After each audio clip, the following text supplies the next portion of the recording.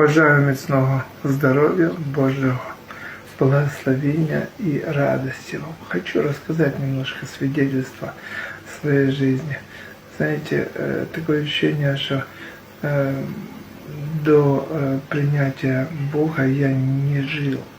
А когда принял Иисуса Христа своим Господом и Спасителем, моя жизнь стала другой. Очень многие вещи сразу изменились в моей жизни. Но над многими вещами пришлось работать, и до сих пор работаю, прежде всего, над тем состоянием духа, в каком духе находиться.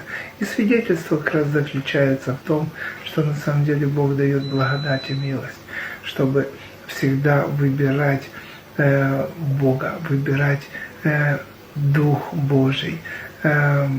И, знаете, мне делали операцию, и интересно, что когда искали, где ее сделать, все отказывали.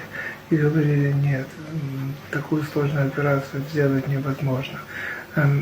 И мы не хотим грех на душу брать, вы 100% умрете. Некоторые говорили, если даже операцию сделаем, то после операции вы будете просто инвалидом, который не будет не ходить, как овощ будет. Но, знаете, мне мой пастырь сказал, что пока ты нужен Богу, Бог позаботится о тебе.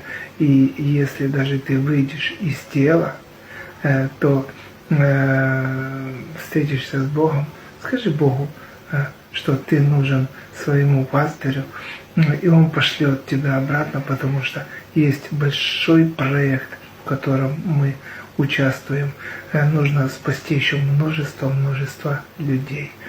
Поэтому слава Богу, я благодарю Бога и благодарю Божьих людей за милость Божью, за то, что в действительности я в церкви Божьей, в церкви Слово Божье. Это, знаете, как это жизнь, которая мне дана Богом, она настолько чудесна и наполнена свидетельствами,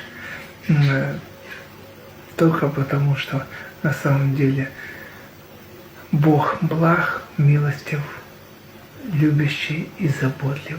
И Он дает шанс каждому человеку. И всем желаю, чтобы вы познали Бога не просто номинально, религиозно, а чтобы вы стали Его телом на этой земле, а значит, были частью Его церкви, были соединены с Божьими людьми, потому что Бог поставляет дары в церкви Божьих людей. И пусть это единодушие изменит вас, чтобы мы повлияли и изменили весь этот мир, чтобы больше людей спаслось. Потому что если люди не исполняют волю Божью, не спасают людей, то тогда зачем жить?